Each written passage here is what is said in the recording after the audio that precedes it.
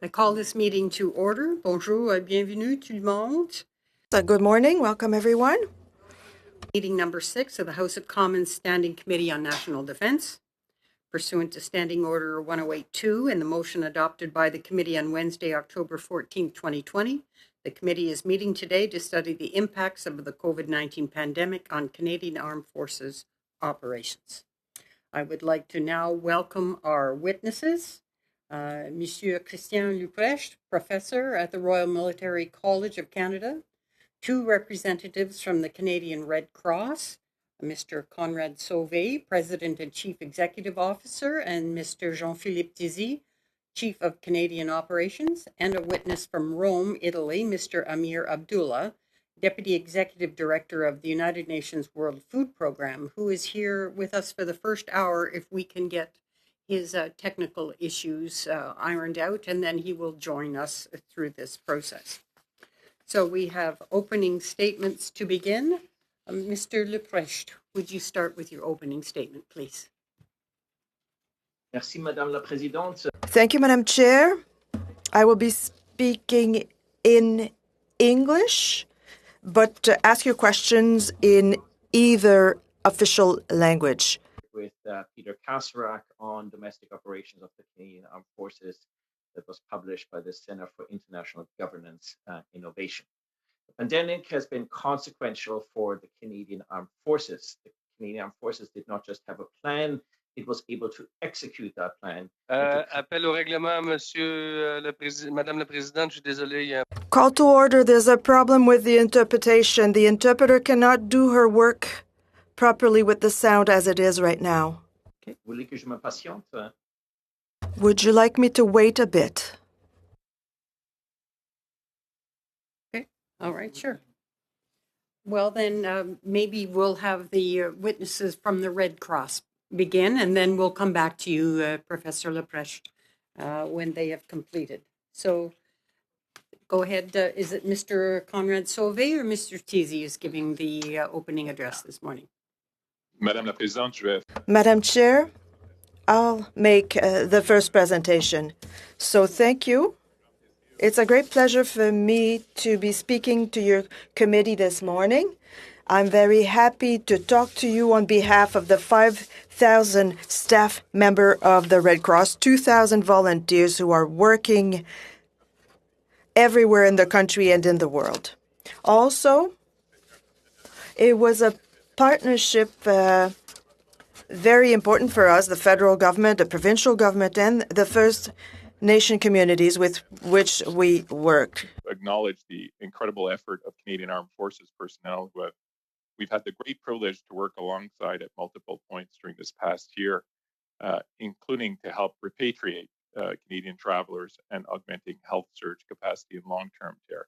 This is part of a long-standing experience of working alongside for the Red Cross, working alongside the Canadian Armed Forces. To better locate the Red Cross's intervention, I would like to put things into context. There are 2 very significant things that bring us to cooperate with the COVID crisis. We've worked with the federal government and developed a capacity to get involved in international health issues. The Canadian Red Cross has 3 country hospitals, 10 clinics, and we were able to work in more than 55 operations in other countries, namely the management of cholera centers and Ebola centers. This is a very significant part of our expertise that we were able to use in these operations. So we have developed expertise in infectious diseases, and we've also increased our actions over the last 10 years in Canada to support municipalities, provinces, and in emergency situations writ large, whether we're talking about forest fires, floods, including in Fort McMurray. So we are present throughout the country, and we act in both of those roles.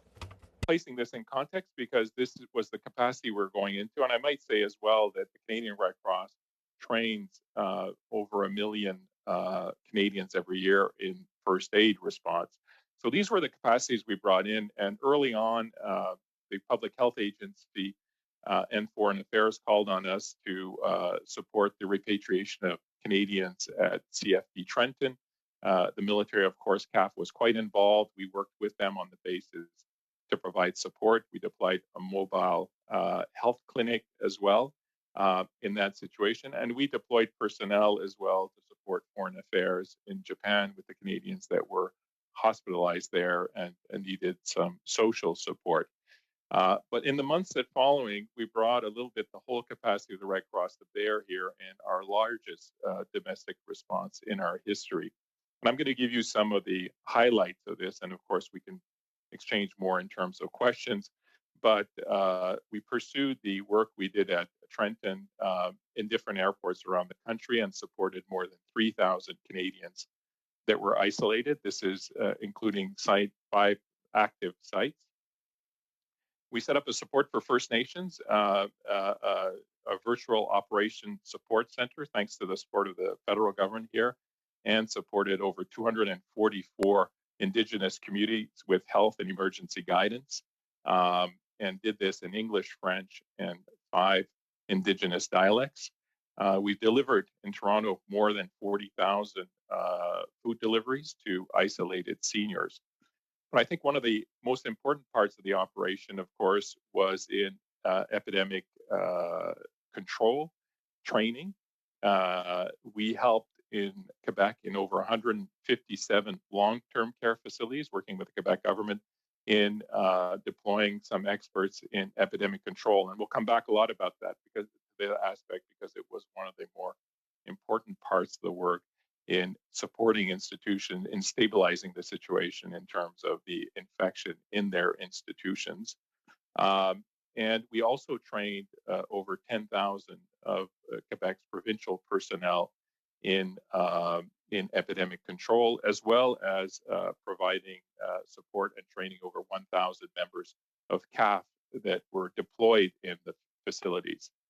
Now, of course, following this, we were asked to provide direct assistance and help the CAF transition out of the long-term care centers in Quebec, which we did. We recruited and trained over 1,000 personnel in 6 weeks and deployed in 51 long-term care facilities.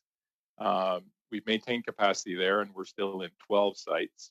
And presently, we're working in 1 site in Ontario, 5 in Manitoba, as well as in Nunavut. So we've managed to support the transition out in terms of CAF and maintain our capacity there. To go fairly briefly in terms of the lessons learned in this operation, again, the expertise we developed internationally was critical here in again, managing cholera and Ebola treatment centers and understanding how we brought practical, tangible support to institutions that were in crisis by deploying our epidemic control experts and working alongside their personnel, the personnel in the institutions, to stabilize the situation and prevent the propagation of the infection within the institutions. That's been very critical in our operations.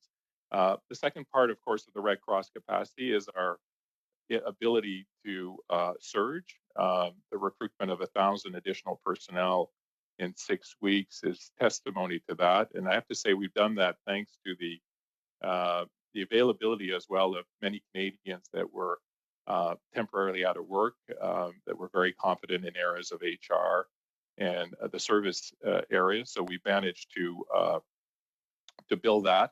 And the other part, in terms of this whole lessons learned, of course, is the importance of collaboration and real-time sharing in terms of information. And again, really appreciate the support that CAF gave to us in transitioning from their work in long-term care settings to our presence there in terms of the profiles that they deployed and which helped with both the recruitment and training we did.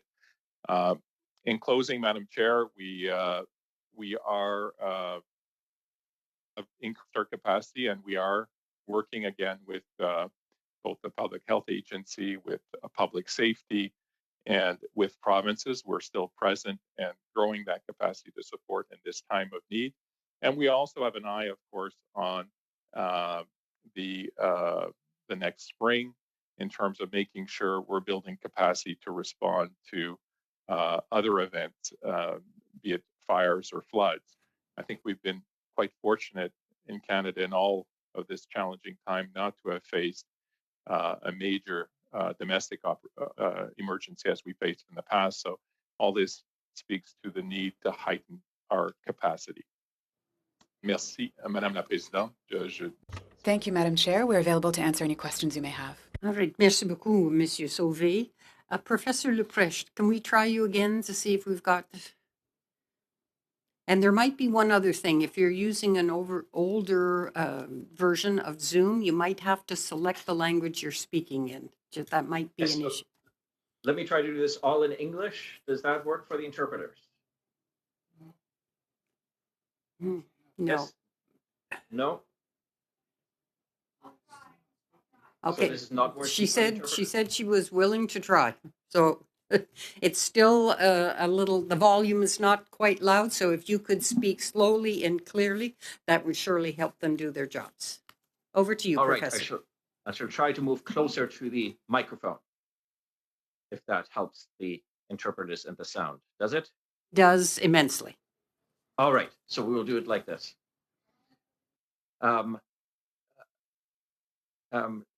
Under Operation Lentis, the Canadian Armed Forces umbrella for domestic operations, the CAF executed op laser the CAF's response to worldwide pandemic.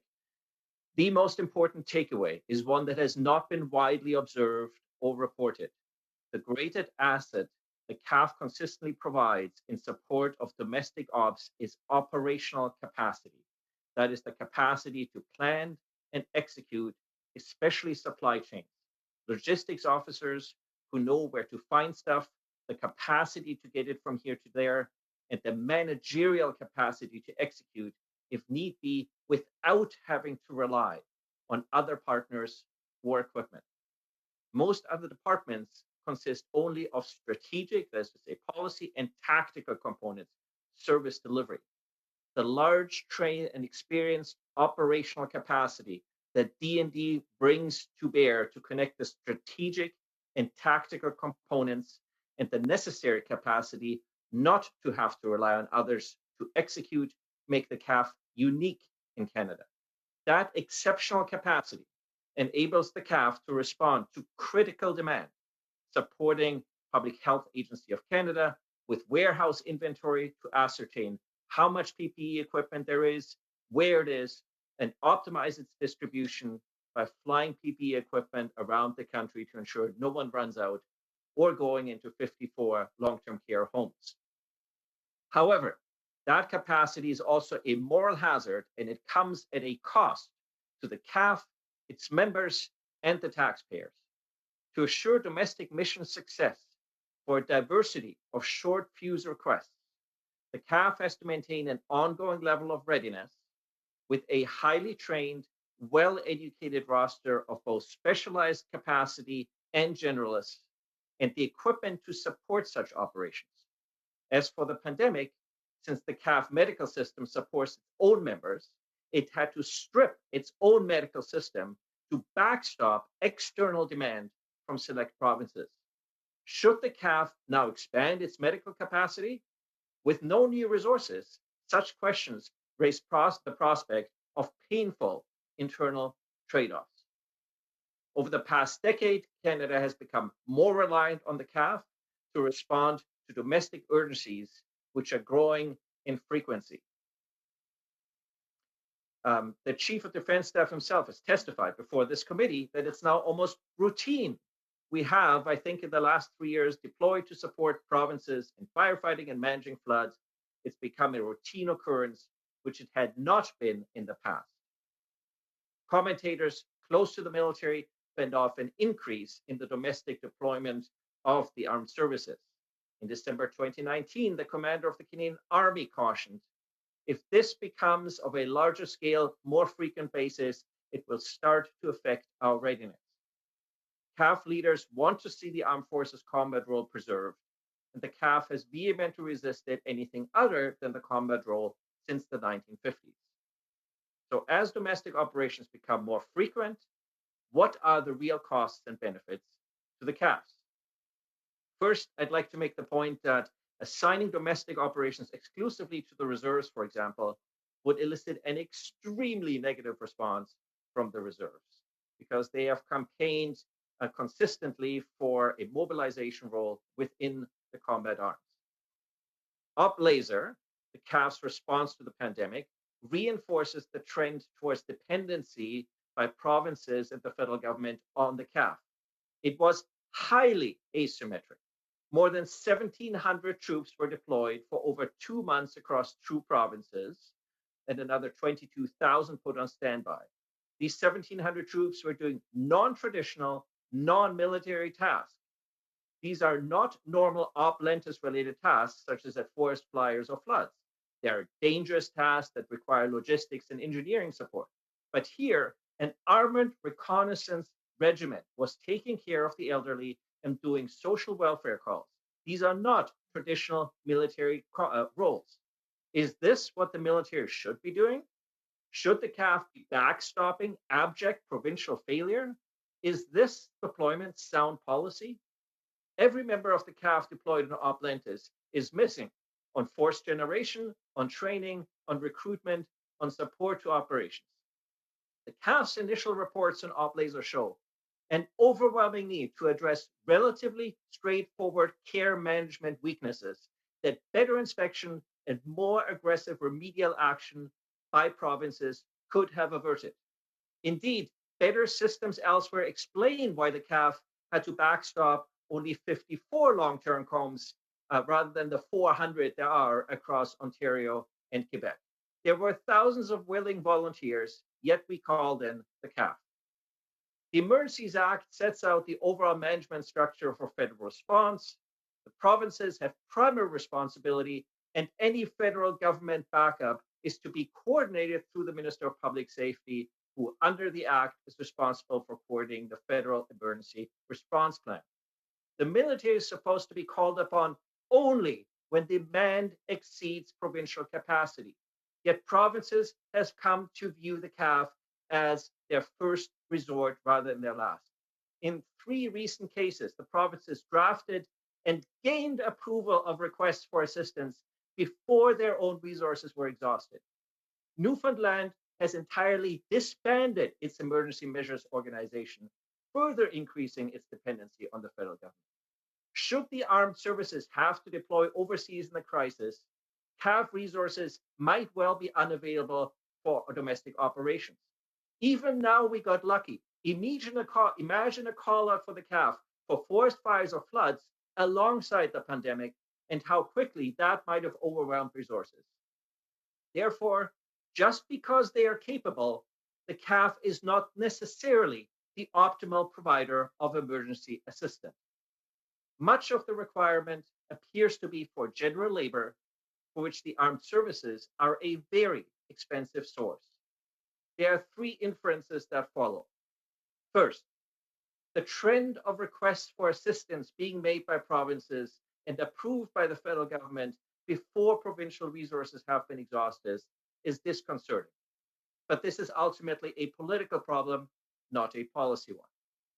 Second, the Royal Canadian Air Force should continue to be the go-to source for aviation assets to support domestic operations. A separate fleet of federal government aircraft on standby would be inefficient and costly. Who would operate such a fleet? Only Transport Canada has a separate fleet of fixed-wing and rotary aviation. Chinooks and Griffins are earmarked for Lentis-related tasks, but that is not their primary function within the CAF. Every regional joint task force has an immediate response unit to move large scale on 24 to 48 hours notice, No other organization in the country has that capacity. Third, the expectation and requirement for the armed services to become involved in overwhelming disasters, such as the 1997 Red River floods or the 1998 ice storm, is unequivocal. But the CAF is a force of last resort. It is inappropriate to use the CAF to displace civilian capacity and labor. If there's a safety or security issue, yes, the CAF should go. But requests for provisions of service should be filled by civilian contractors or the Red Cross. Organizations other than the CAF have tents, sandbags, and capacity for long-term care facilities. The CAF has a well-defined responsibility for domestic operations. Strong, Secure, Engaged identifies disaster assistance as one of 8 core missions on the CAF. On the one hand, demand for CAF assistance with domestic operations is highly likely to persist and to increase. On the other hand, the analysis raises 3 problems to be addressed. First, how to address the moral hazard created by the federal government backstopping provinces that underinvest in emergency response capabilities and then call prematurely for federal assistance. Second, the second problem involves leveling asymmetries associated with implementing the federal emergency response plan. That requires more staffing and better staffing for emergency response within other areas of the federal government, which is a habitual problem. Third, how to surge general or semi-skilled labor in an emergency. There are 4 models Canada could follow. The first is an alternative civilian organization, but without a dedicated day job to occupy most of its idle time, an agency such as the US Federal Emergency Management Agency turns out to be quite inefficient, large, bureaucratic, expensive, and not very agile. Second, the federal government could mobilize volunteer and skilled labor, but this raises a host of legal issues. Third, in anticipation of potential scarcity in the CAF support for domestic operations in the event of a large or urgent international defense commitments, the federal government could incentivize modest emergency services organizations that are similar to what we have in Australia and Germany with real operational capacity. But finally, the best option may be for the federal government to reprioritize, along with a slight formal expansion of the CAF, to support its domestic role, create a combined capability of about 2,000 regular and reserve soldiers to focus on improving infrastructure in remote First Nations communities. This combined force would spend most of the year liaising, planning, and preparing to deploy to the community in the summer, which could be postponed or rescheduled if they were called out, for instance, to a flood or wildfire or pandemic or whatever it might be. Such a dedicated domestic role has precedent in the 1920s and 1930s and post-war period. The Royal Canadian Air Force was tasked with mapping and charting Canada. During this process, the RCAF generated skills and planes for bush pilots. Only twice since the Second World War has the CAF to reprioritize for major combat: the Korean War and the war in Afghanistan.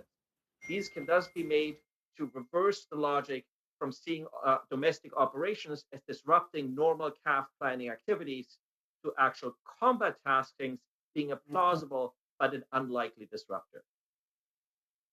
Finally, there are some people who think the CAF needs a new service in addition to regular and reserve forces, a quasi-third service.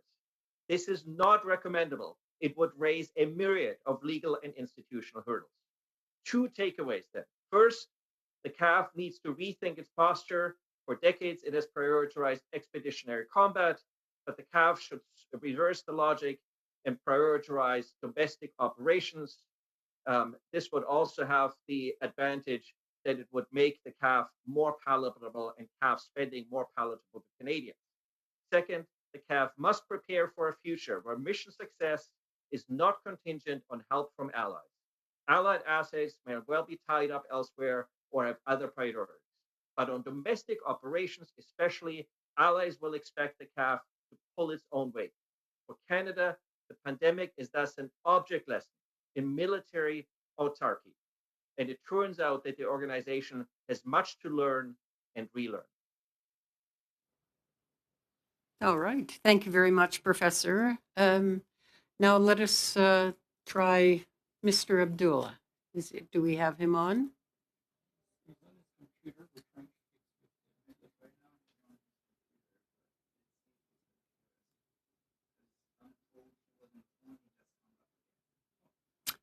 Okay.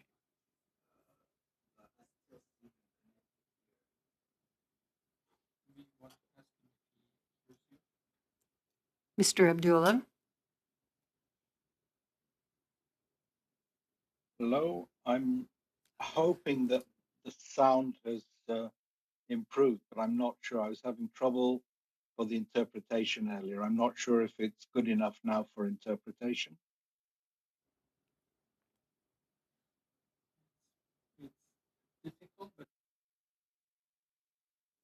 And louder?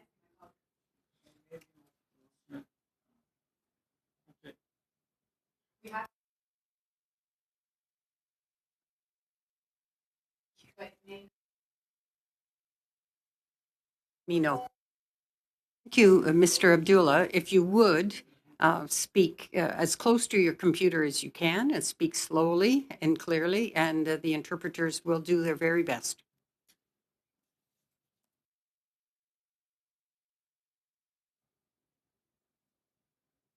Okay, I'm just turning off as many other items as I can. Can I proceed, Madam Chair? Yes, please. Okay, thank you. And sorry for the sound difficulties so far, Madam Chair, honourable members and other witness guests. What I'm here today is to share the experience that the World Food Programme had with the Canadian Armed Forces this summer as we worked to respond to the global response on COVID-19 pandemic. We are very grateful at WFP for the Canadian government's interest in how we're working to respond to COVID-19 in various ways. And in fact, our executive director, David Beasley, spoke with your Foreign Affairs and International Development Committee last Thursday about our humanitarian work.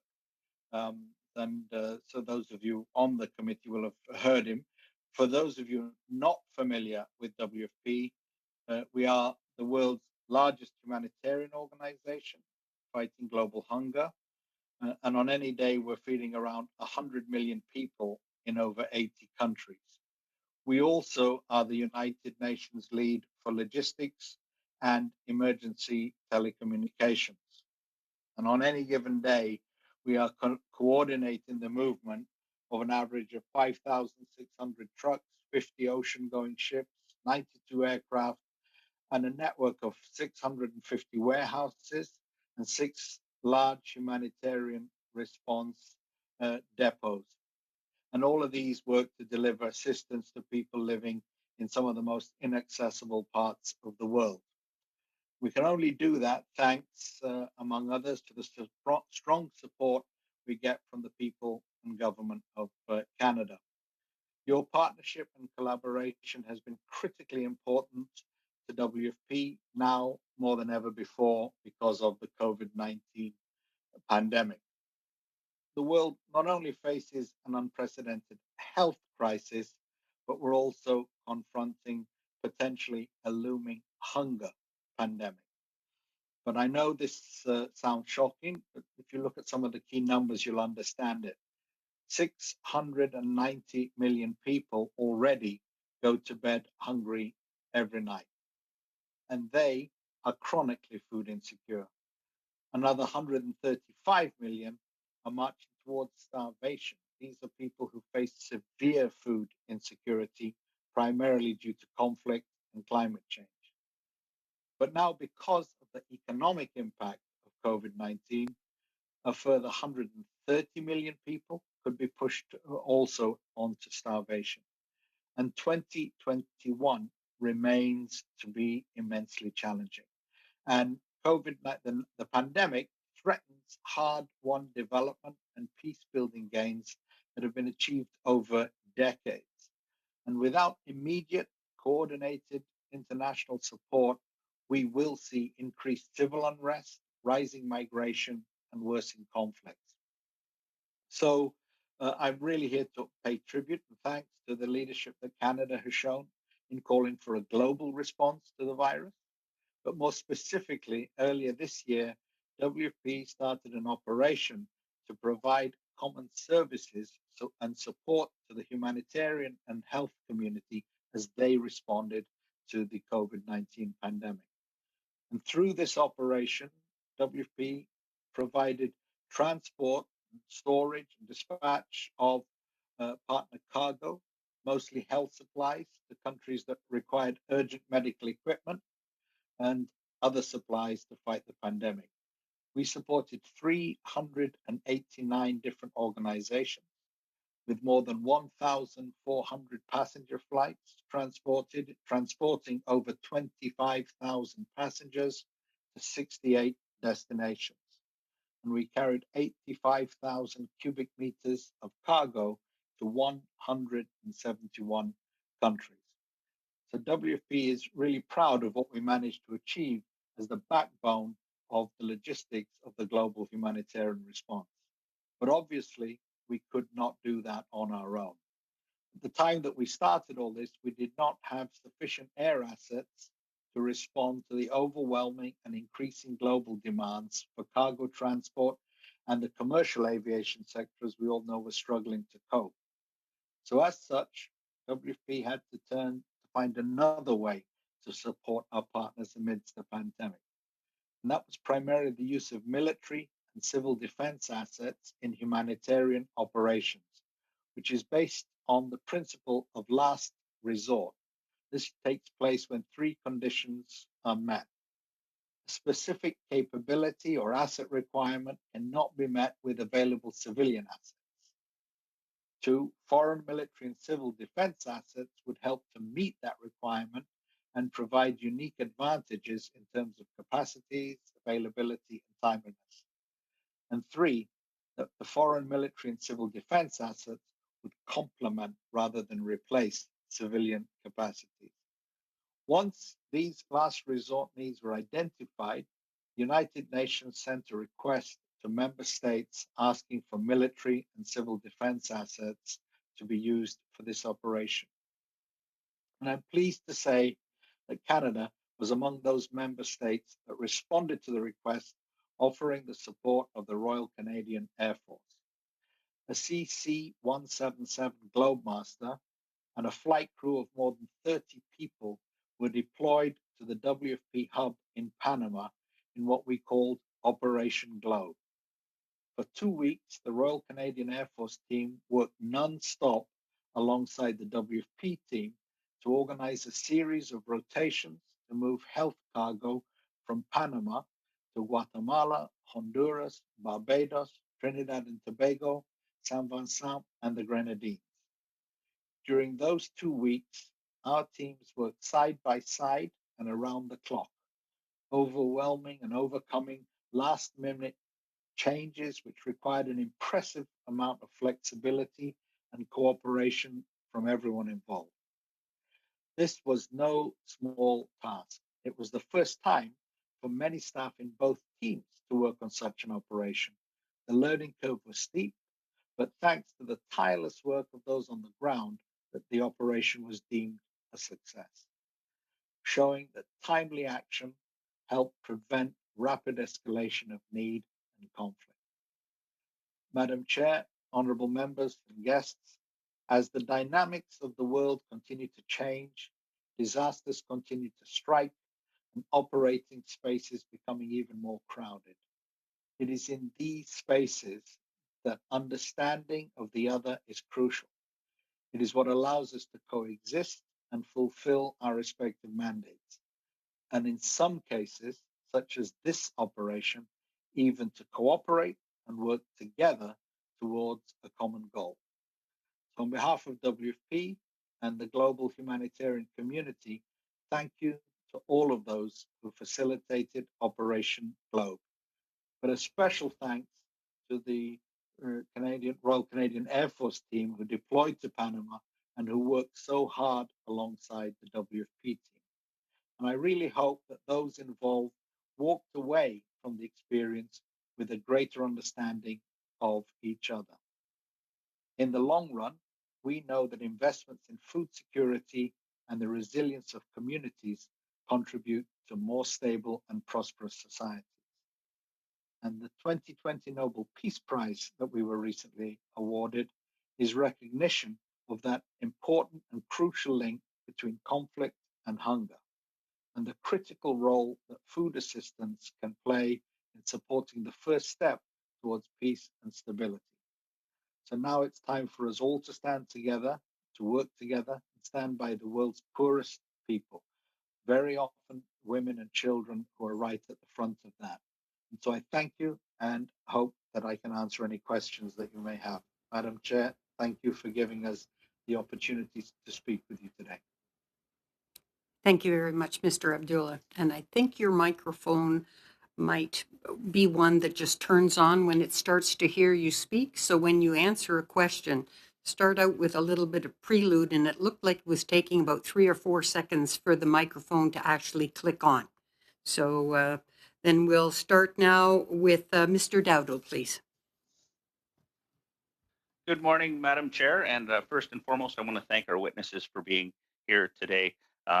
Certainly enjoyed each of the comments that the witness said today. My first questions are going to go to Professor Lepreche. And first of all, I really enjoyed your presentation. I think there were a lot of eye-opening comments and certainly some food for thought of how we move forward. So I guess my first comment or question would be, we've heard about how Canada's international commitments at this time have been scaled back because of the COVID pandemic, whether it was for safety purposes or to assist in the long-term care homes. And we've also heard about Russia and China increasing military exercises at the same time, and many of our troops are stuck here or in their barracks. So in your opinion, I'd like to ask you, Professor, how has this pandemic hurt Canada's readiness now to respond internationally?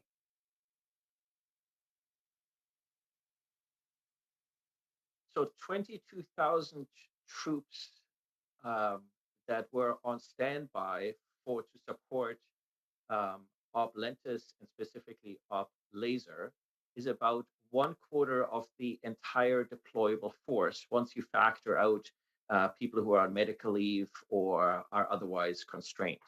So inherently, that is a very significant commitment. And it is also part of the reason why the Canadian Armed Forces drew down some of their international commitments, precisely so that the members and the assets could be available for, if called upon, to support domestic operations.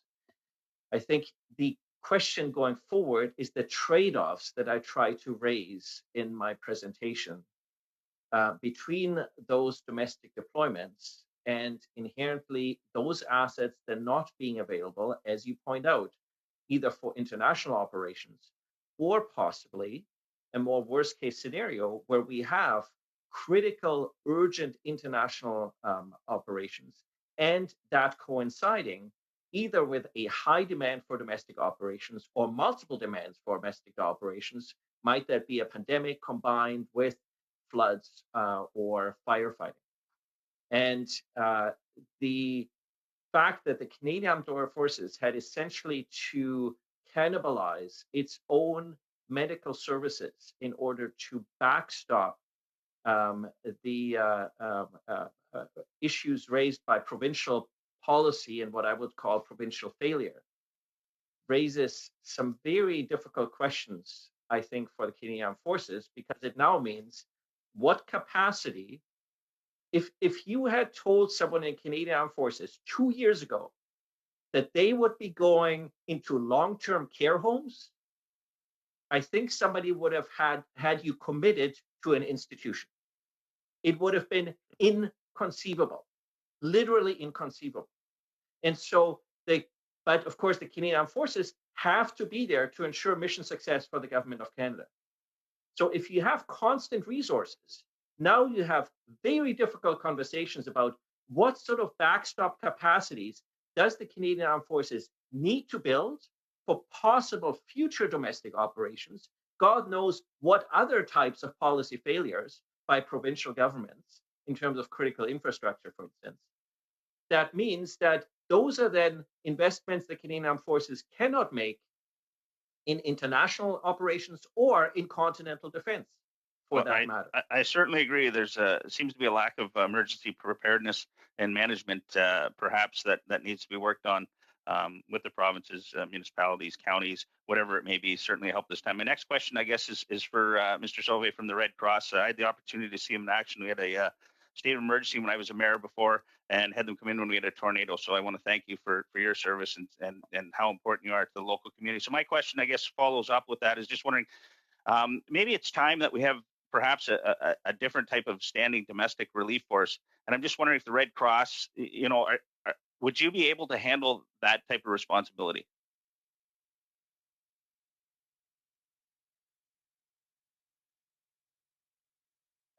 I can't hear anything. Sorry about that. Can you hear me? Yes. I'm sorry. I was on mute and unmute. Well, I think we've seen that in the response to long-term care with appropriate resources, we replace the CAF operation there. So I think what we need to look at now in Canada is an increase of our standing capacity to be able to surge up in these situations. To answer your question, absolutely, the Red Cross can play a more important role. We've been growing this capacity because of of course, the natural disasters we've been facing, and now the pandemic has added another layer. And as I said in my introduction, that we're well equipped both on the pandemic side in terms of our experience international, but on the surge side domestically. So I think one aspect that we need to bring in is the success we brought in terms of replacing CAF in the long-term care when we were asked to do so and ramp up, which is more of a civilian capacity. So the answer is yes, the Red Cross can play an increased role in preparedness and response. Thank you. And then do you work beside? We know you work beside DND. I'm just wondering if you could maybe highlight some of the things that perhaps could be improved upon in those circumstances. I think we have a very strong relationship with D&D through time. Every time there's something very important, and it's really the main thing is looking at where we bring assets and where they bring assets. And again, I think it's been highlighted, the logistical capacity, the lift in terms of the armed forces is the main thing, is one of the most important things, planning and logistical. What we bring is a capacity to work in civilian context, of course, work with civilians, work with volunteers, ramp up local capacity. And I think when we look at the future of preparedness, and I know if you've been involved at the municipal level, you know that the response needs to start in terms of the capacity at the municipal level and then build up, because for municipalities, the first to respond. And then as capacities are overwhelmed, then provincial, and then we need to work together if it's larger than that. So we need to put that agility in at all aspects. And then, so benefiting from the best of both in terms of capacity, I think that's how we've worked in the past. All right. Thank you very much. Mr. Spengman, over to you. Merci beaucoup, Madame la Présidente.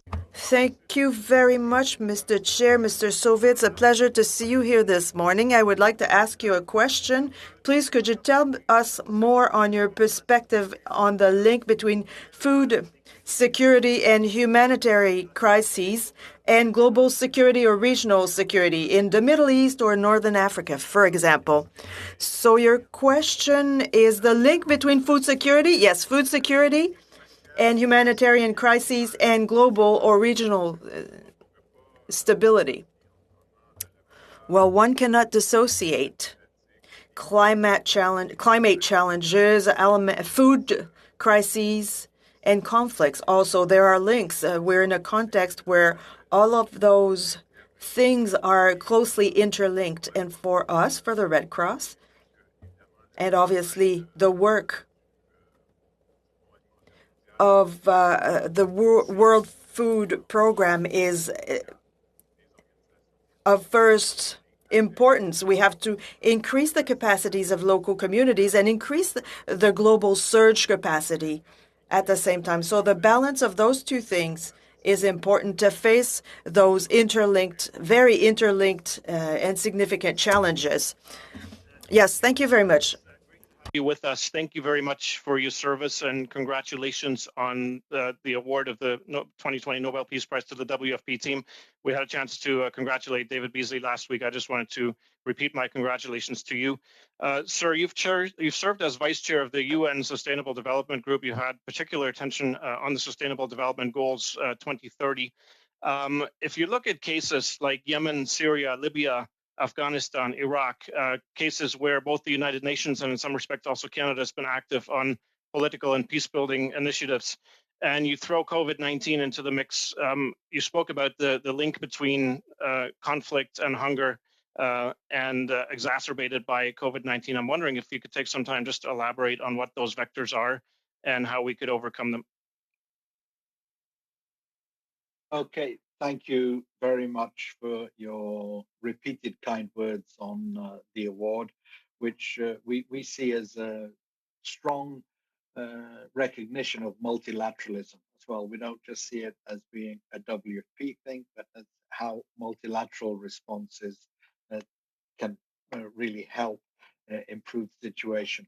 On your specific question, for me, there are two parts to that. First off, the link between conflict and hunger is well recognized in the United Nations Security Council Resolution 2417, where they're inextricably linked.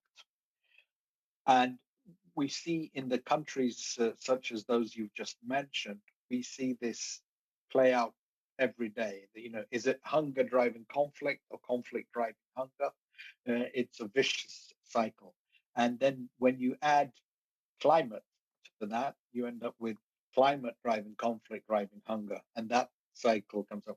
When you add the third C, COVID, and you have COVID at a time of conflict and climate, and that circle and cycle becomes so vicious that it just tries to get even. So what we need to create is the virtuous cycle, sort of taking it back the other way.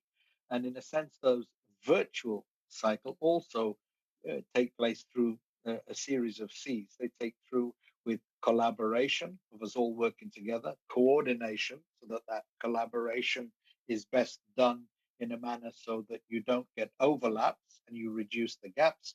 And for a voluntary funded organization, the third C, which is contributions, ends up becoming important. Without financial contribution, we can't keep that cycle going.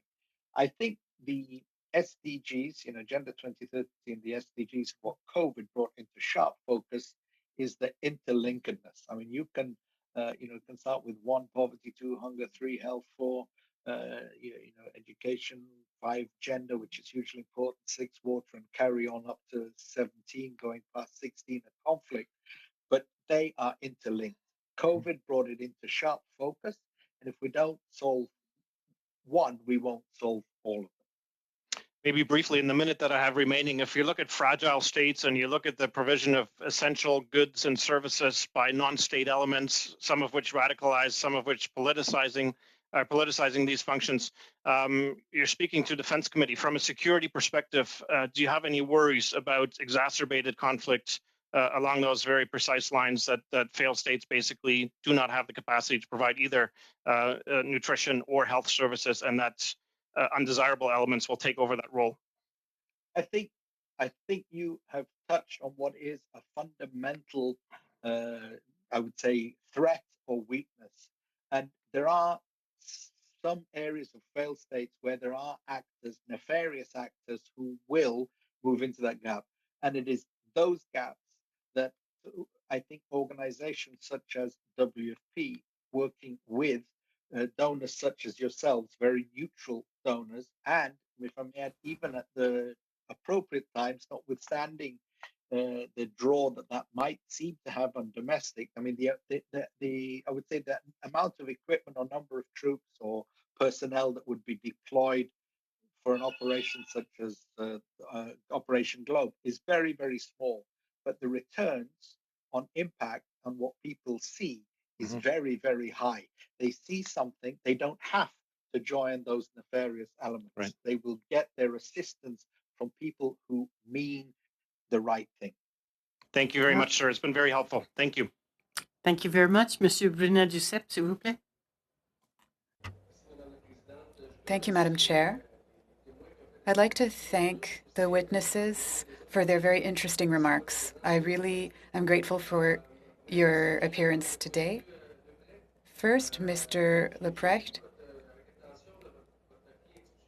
I read your paper about the Canadian Armed Forces and disaster relief, which appeared in the Hill Times on the 3rd of August.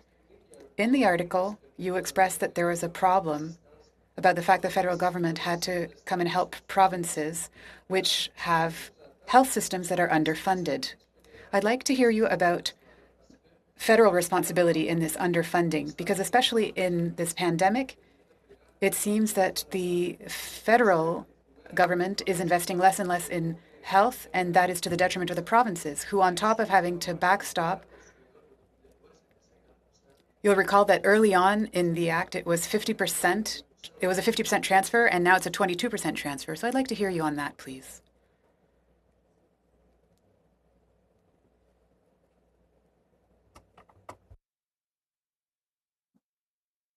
Because of the way the system is set up, I will reply in English because I've been instructed to stick with the one language. So I apologize. I could reply in French if we had the different system.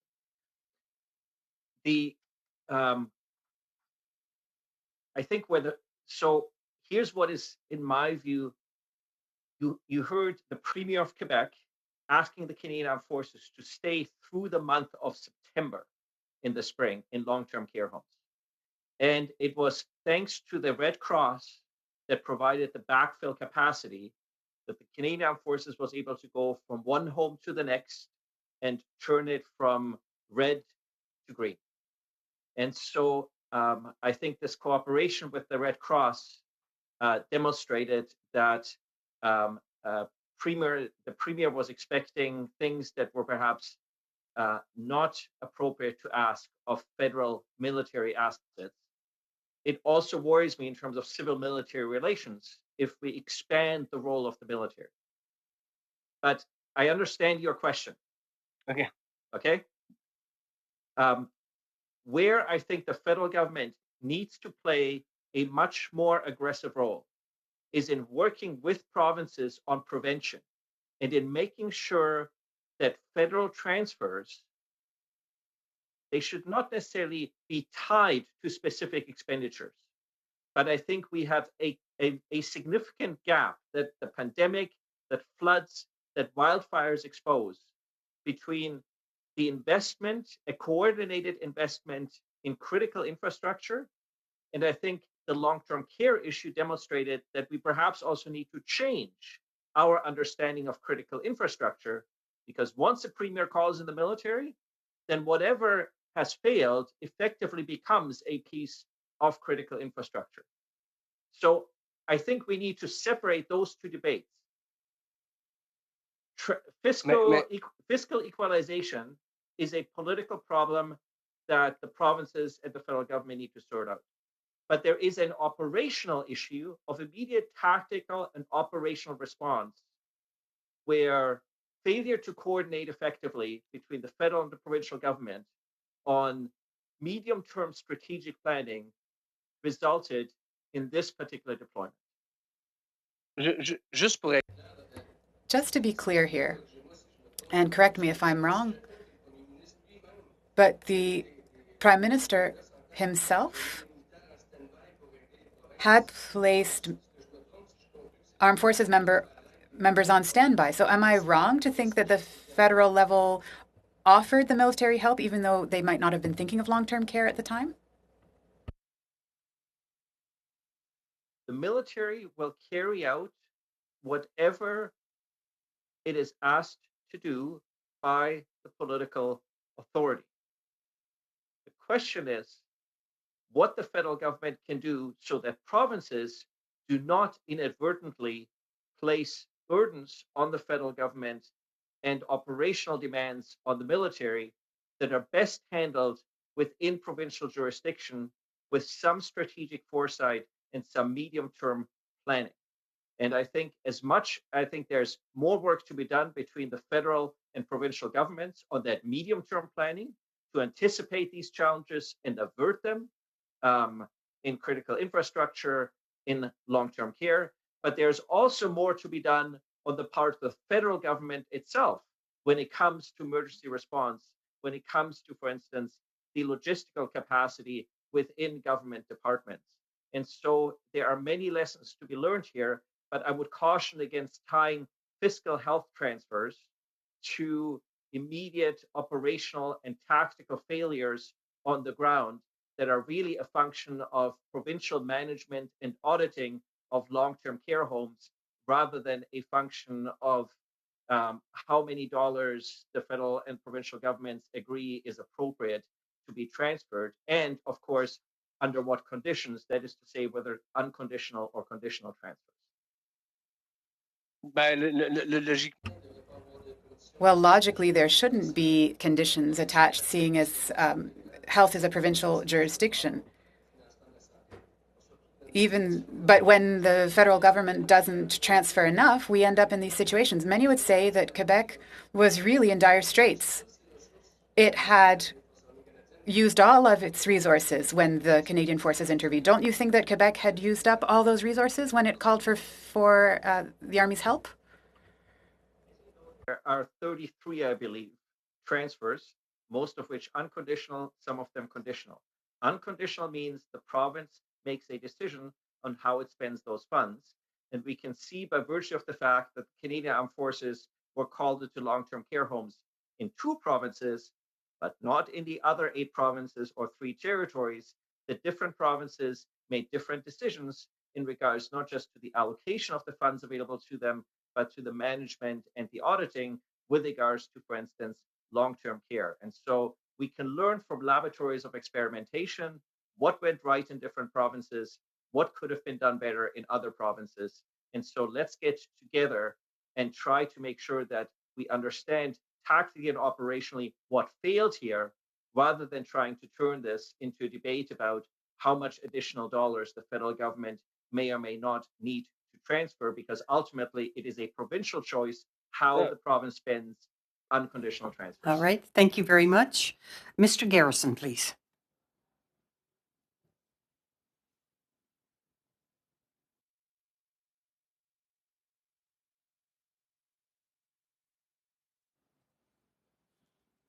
Mr. Garrison, hello.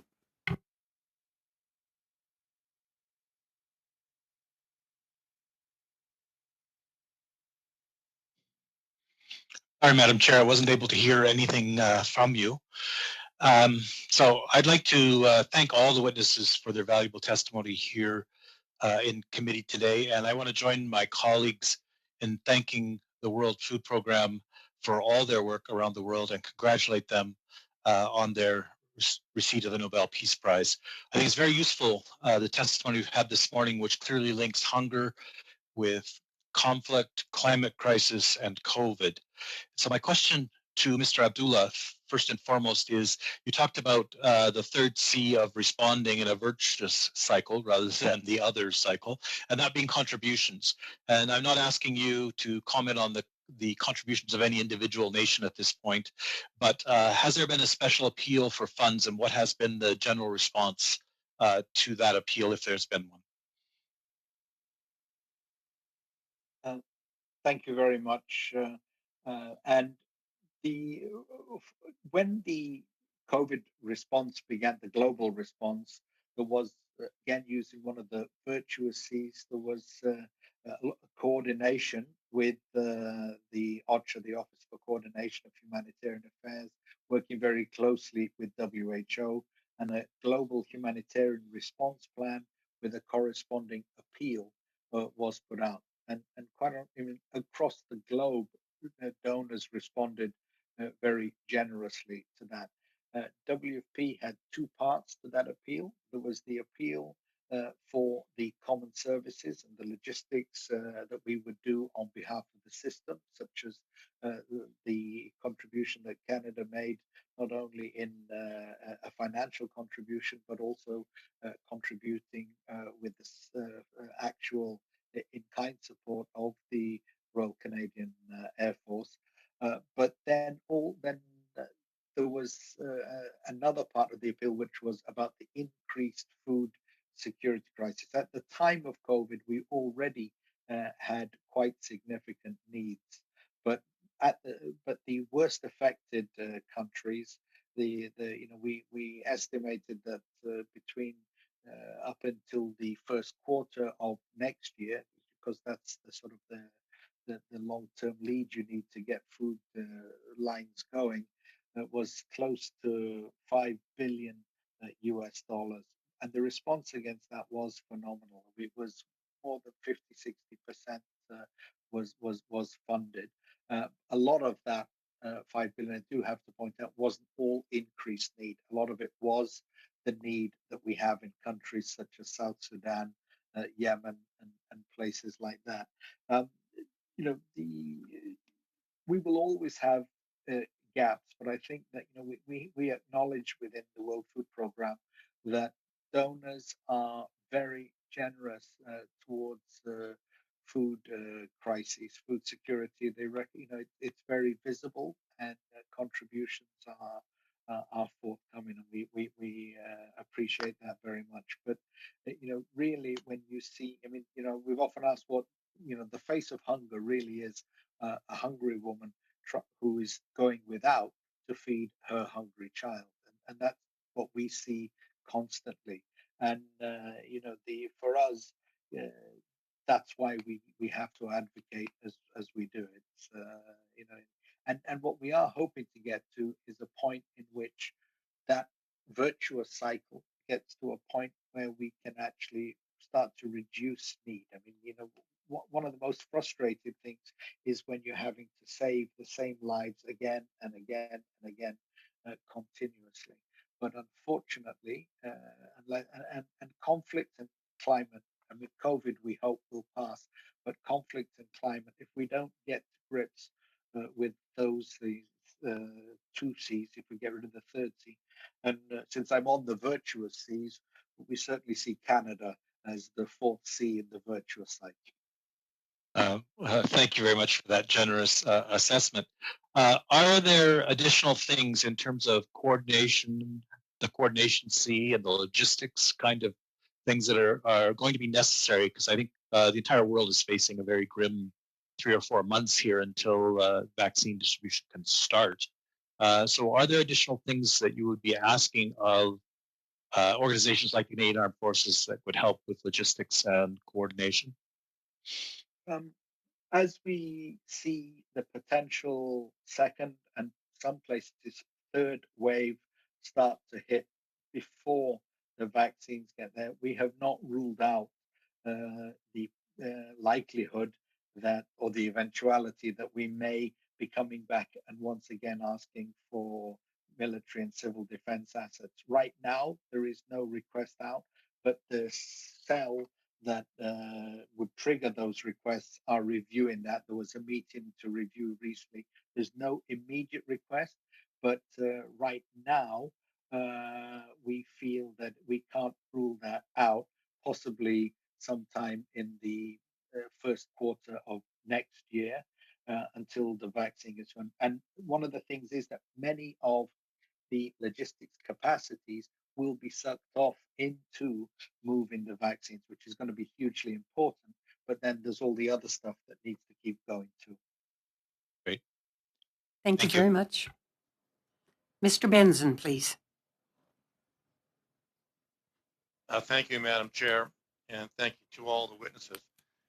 Professor Lapriche, you said a lot of very interesting things in your opening comments there, and I'd like to follow up on a few. Clearly, with the pandemic and all our other military commitments overseas, dealing with forest fires and whatnot, there's a high demand for the Canadian military, and yet it doesn't seem we have enough resources. Can you talk a little bit about the government's need to increase the defense spending from 1.3% of the budget to 2% where it should be? But can you talk a little bit about that? So let me just give you some data here on recent operations. So there were 31 domestic operations from 2010 to 2020. including assistance activity for 23 operations. The number and types of troops assigned for 29 of them and the duration for 23 of them show the following patterns. The frequency of these operations is increasing, but the majority of these were relatively minor. They required fewer than 100 CAF personnel, and 16 out of 23 operations for which information is available were relatively short, so less than a fortnight in duration. And while the size of operations has increased recently, post-2000s floods have required callouts of about 2,500 CAF personnel, whereas the 1997 Red River floods required 8,000 personnel, and the 1998 Eastern Canada ice storm required 12,000 personnel. But the point, I think, the real critical point to get to is that transport aviation, and of course, our colleagues have already flagged that, to evacuate communities and airlift supplies and personnel is in high demand. There's been some demand for specialists such as engineers and the great demand for general labor. So however these disruptive these operations might be, by and large, these are operations that should be within the capabilities of the CAF. And as the Chief of the Defense Staff in his remarks before the committee has himself pointed out, the CAF now builds this in to its training cycle and its operational cycle. What is disruptive is the size of the operations and demands that are unconventional demands. So floods and forest fires, the CAF now builds in. But the CAF, as I pointed out, had not built in a large pandemic operation of the size that it was asked to carry out. It could demonstrate it can carry out that task, but I think it shows that with constant resources, there are very difficult trade-offs to be made. And we live, as our colleagues have pointed out, in an international security environment that is likely going to require more capacity and more demands simply operationally. We live in an environment where our allies and our key strategic ally, the United States, is calling for allies to do more on defense. And we have a growing requirement in terms of domestic operations. And so these combines to say that Canada, in the past, people always say that Canada is a free rider. And I've argued in a famous argument, Canada is not a free rider, it is an easy rider. It has spent just enough on defense.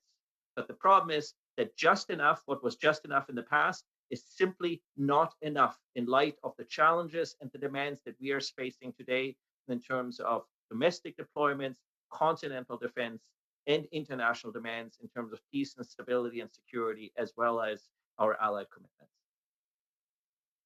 Excellent. Well, thank you. I take it that definitely means we should be doubling our spending and going from 20 billion to 40 billion. So I would caution that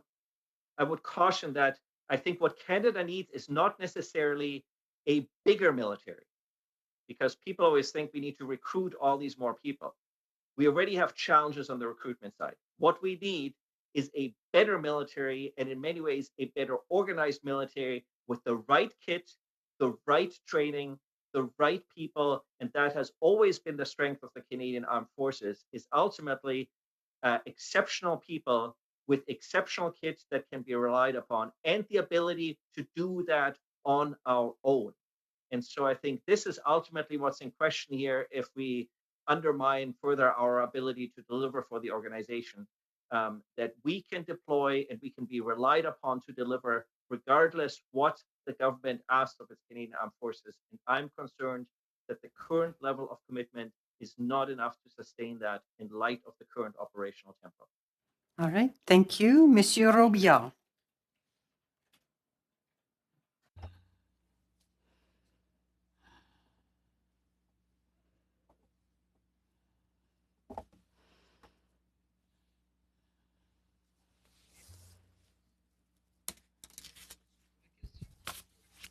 My question will be for the Red Cross.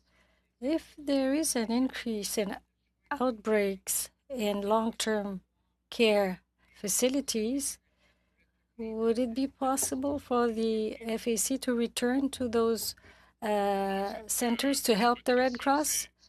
So is your question for the armed forces or is it to the Red Cross? Are you asking if we will be overwhelmed? Well, it depends where. Many things have been done in Quebec, and I'd like to emphasize the very good cooperation that we've had with the Department of Health in Quebec and with CIUS in Quebec. As I said, we've been deployed to replace the military, but we've also contributed to the training of 7,000 employees of the health department of the Quebec government, and the Quebec government has increased its capacity to intervene in those long-term care facilities. So we have the capacity to support the government, and we still have 500 employees that are available.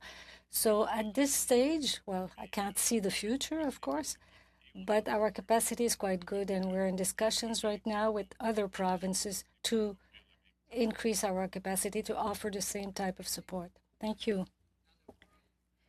In the World Food Program, in the Operation Globe, Canada has answered a request from the United Nations for transportation of medical equipment related to the World Health Organization and the World Food Program.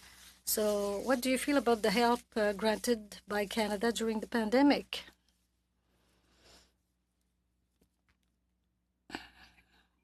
Thank you very much. I think for the Operation Globe, the specific contribution there came at a very critical time when we had health, or the was health equipment primarily from WHO, but also from PAHO, the Pan American Health Organization, that we were having great difficulty moving. So without the Royal Canadian Air Force equipment, that health equipment would probably have been delayed by at least 2 weeks, 3 weeks, a month. And at that point of the crisis, that 3 weeks to a month delay would have cost a significant number of lives. So the contribution was clearly a life-saving element. But Canada has also been a strong supporter of WFP on our food security operations, and we have also always implemented those, and the contributions of Canada have been focused very much on our school meals programs, and school meals programs that have a strong nutritional impact, but also focus very much on girls' education. So I've often said to those who support these programs that single contribution is working on nutrition, education, and gender. So with one contribution, you are empowering girls to go on to become empowered women who themselves will have more productive and better families. They will be in a better nutrition status, they're better educated. So those types of programs, I think, are a cornerstone of Canada's contribution. And although maybe not directly on the COVID, they certainly would have made people who are in COVID impacted areas more resilient to the coming crisis. So I think overall, we're very appreciative of Canada's contribution, and we think it's very much a quality contribution as well. It's always just about the size of the contribution, it's about the quality of the contribution, and Canada has always been a high quality donor. Thank you. Merci. Monsieur Brunet-Duceppe, s'il vous plaît. Thank you. Merci, Madame la Présidente. Thank you, Madam Chair. I would like to ask a question to either Mr. Tizi or Mr. Sauvé. I would like to understand the mechanics or some details regarding the intervention of the Red Cross in a situation like the one we know, by which we've been affected, and you had to work very hard, and you did it very well. So was it the government that gave you the funds for those interventions? Not at all. In fact, the funds come from various levels. We already have agreements with some provinces. In some cases, the Quebec government hired us for some activities, and in the case of the help by the military, those are funds coming from the federal government. I know that at the beginning there was a salary of $26 an hour that was discussed at the beginning. So after all this, how much did the Red Cross pay for those volunteers? Well, there's a difference here. Those were employees that we deployed. They were not necessarily volunteers in the operations. I can give you the final amount, but we weren't there. Well, our goal was not to recruit people to stay in a permanent way in the health network. So there was a difference between, the Quebec government had a recruiting campaign to get more workers in that sector, and we had our recruiting campaign for people who wanted to help temporarily in the emergency phase. So it had nothing to do with the permanent system of the health network. Okay, very well. Understood. So did those people do the same kind of work than the employees already there? Well, the goal was double. We had a team on infection preventions to help the establishment to improve the controls. This was very practical, and another part was to help in everything that was administrative, clerical work, and that was not specialized support. So we were not replacing very well-trained people, but it was general help like manage reception or other general tasks. Well, you talked about the 6-week training. Is that what you said? No. What I said is that it took us 6 weeks to recruit and train those people. Okay, so recruit and train. So the training was consisting in what exactly? Well, it was a mixture of how to help in a general way and all the instructions concerning PPI.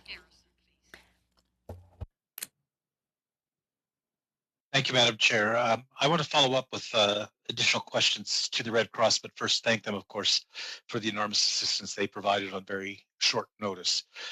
Can you talk a little bit about the transition between the Canadian Forces and the Red Cross moving in with volunteers, and how that proceeded, and how well you think that functioned?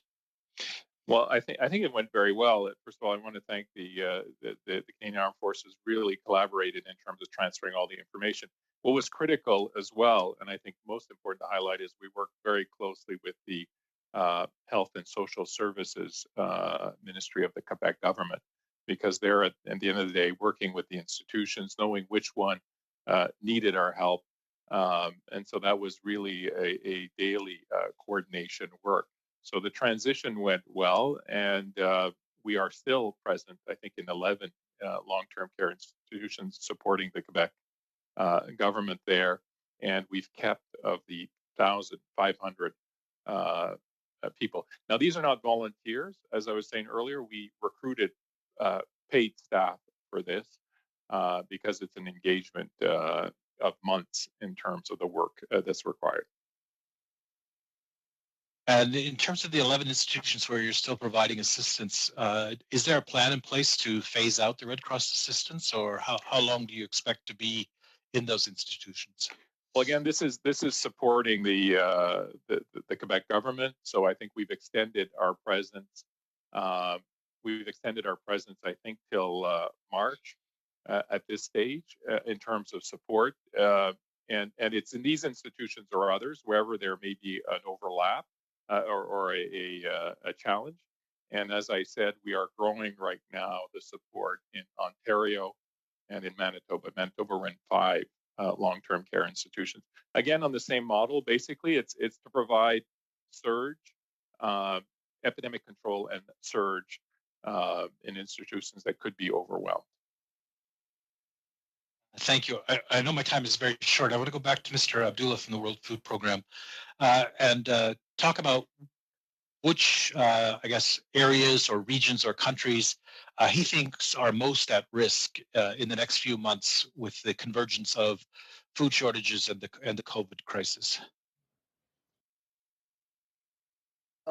Thank you very much. I think probably the most pressing country of concern at the moment is the Yemen, where we have issues of serious issues of access, which have actually we have had good news over the past few weeks where we've had some improved access. We also have the de facto authorities in Sana'a have actually started to allow us to do better targeting registration, including biometric registration. So we have a better sense that the assistance is getting to the people who are actually the ones who are most in need. Because when you have these difficult access and conflict countries where monitoring is not always the easiest, you really do need to have a very robust registration and system for where people are collecting it. But that has improved over the past few weeks. We've been facing some serious difficulties in that regard. So Yemen, where we have had potentially pockets of famine, but then right behind Yemen has to come South Sudan, parts of northeast Nigeria, and then across the areas of the Sahel in Mali, Niger, and potentially Burkina Faso that are again very heavily impacted by the climate and conflict paradigm. South Sudan, which has been definitely the conflict and again climate-related areas. So those would be, I guess, the countries of highest concern. All right. Thank you very much. Much appreciated. Madame Gallant, s'il vous plaît. Thank you, Madam Chair. Can you hear me okay? Okay. I can't hear Madam Chair. So through you, Madam Chair, to Dr. Luprecht, we know Russia has used the pandemic to test NATO forces' readiness on many occasions and to demonstrate new conventional and hybrid capabilities. Are you aware of any instances of Russia testing our domestic national defense or demonstrating new and conventional hybrid capabilities specifically against Canada? Well, certainly Russia continues its intrusions into the NORAD air identification zone. So those have gone unabated, and there have been some instances of increased activity, especially in the air domain. Certainly, if you would consider the Canadian Armed Forces deployment to Latvia, then Canada finds itself under constant and daily persistent attack by Russia. But I think what we can learn from the deployment in Latvia is that all Western countries will need to learn to live in the situation that our allies in Latvia have found themselves in for years, which is this persistent effort on a asymmetric effort by Russia in the conventional space, land, air, sea, aerospace, and cyber domains to undermine not just our troops and operations, but our societies and our institutions. And we will have little choice but to, on the one hand, become more resilient, and on the other hand, being able to draw clear red lines. And that points to the challenge that was already raised earlier, which is the Canadian Armed Forces is doing a host of things today that it wasn't doing in the aftermath of the Cold War. and yet we have significantly fewer resources to carry out all of these activities. And cyber, for instance, information operations is one of those examples. And so it seems that Canadians and politicians are constantly happy to ask more of the Canadian Armed Forces, while either leaving resources constant or providing fewer resources. And in terms of equipment, you could argue that we're not even keeping up in terms of what is actually required just to stay at the level at which we are at. So we should not. I think we are underestimating the resolve and the challenges that our adversaries and hostile activities against Canada, Canadian interests, Canadian values, Canadian allies, Canadian partners pose, and also the way those activities in other parts of the world, as our colleagues just talked about, in crisis situations, where we know that our adversaries are actively pouring fuel on the fire in order to create conflagration, which will then cause migration to Europe and other places in order to destabilize regions and allies and partners. So the pandemic has seen Canada become even more reliant and place new burdens on technology for our day-to-day lives.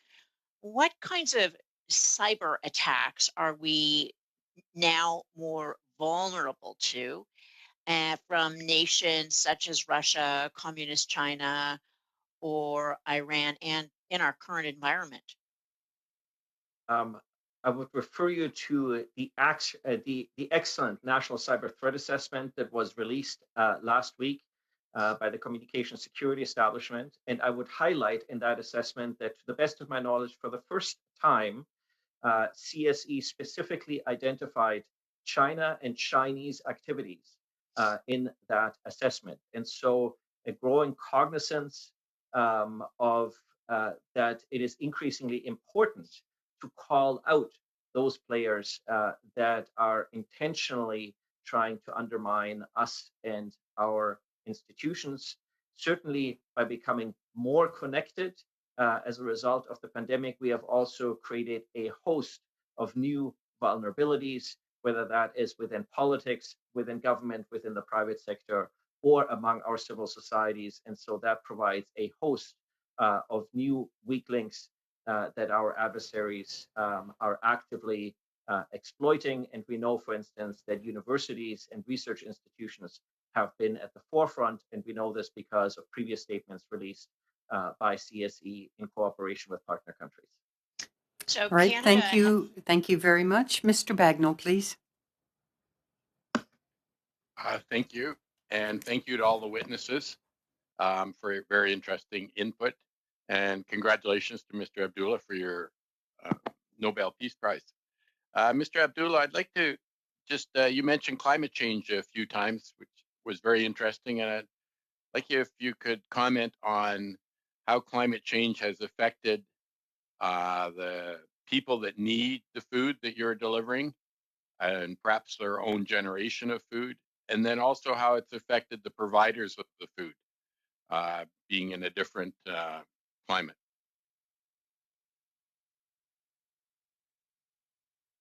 Thank you very much. I mean, I think the impact of climate change in many of the countries that we provide assistance can be seen on several fronts. But one, on the food security front, you have serious droughts, increased drought, and people have started to had actually moved to crops that were not as drought resistant as they may have been. So I think there is some agricultural techniques that one is looking at to improve that. But in as many areas that you have droughts, there are others where you have floods, repeated floods. We also are seeing issues of land degradation. People are, that they are having to use agricultural techniques that perhaps are not the best for the land because of their either too much water at times or not enough water at others. So we need to improve people's capacities to have better water harvesting and water storage. Another impact that we are seeing, where we see on food security, is as pastoral lands get reduced, where people can put their animals out to pasture, particular herders and nomads. This is particularly in the Sahel, we have seen this, that they are pushed southwards, where they're starting to impact on what had traditionally been the farmers' areas, the farmlands. So the herders had come into sort of clash with the farmers, and then that begins tensions that start basically between those groups of people, that is then is exploited by people like the ISIS and Al Qaeda in West Africa, Al Qaeda in Maghreb. They exploit the tensions and conflict that has arisen between people who are trying to source their food through different means. From the supply side, I think one thing that we are seeing is that because of impact of certain climate issues on some countries, their ability to perhaps be as generous contributors as they had in the past would be one impact. And then one other area that I did mean to pick up on, and that is on migration. Not just as we've seen the migration that has been impacted, and people moving from parts of Africa northwards from the Sahel and across the Mediterranean, but also in in Central America, is what's known as the dry corridor, and in many of the countries in Central America, the people in those countries are pushing northwards, and that is a lot of that is driven by people's inability to basically have more than basic subsistence, even basic subsistence agriculture on some of those marginalized lands is increasingly difficult. So those would be just some of the key areas. Over. Thank you. I guess I just have about 30 seconds left. So I'd just like to ask the Red Cross, I'm just curious, what's the percentage of your workers in Canada that are paid and the percentage are volunteers, just on a rough figure, because we only got about 20 seconds left. Oh, a rough figure, I think it's about, we have 20% paid staff to 80% volunteers, so something around those numbers. Thank you. Thank you, Madam Chair. All right. Thank you. On to Mr. Bazan, please. Thank you, Madam Chair, and I know that time is short, so I want to get down to my question. All be targeted towards Professor Leipart. Professor, in your opinion, as we heard at committee last week, Canadian Armed Forces are going to be playing a role in the distribution of COVID vaccines across the country. Do you believe they have the logistical capability to do that? And do you see any constraints?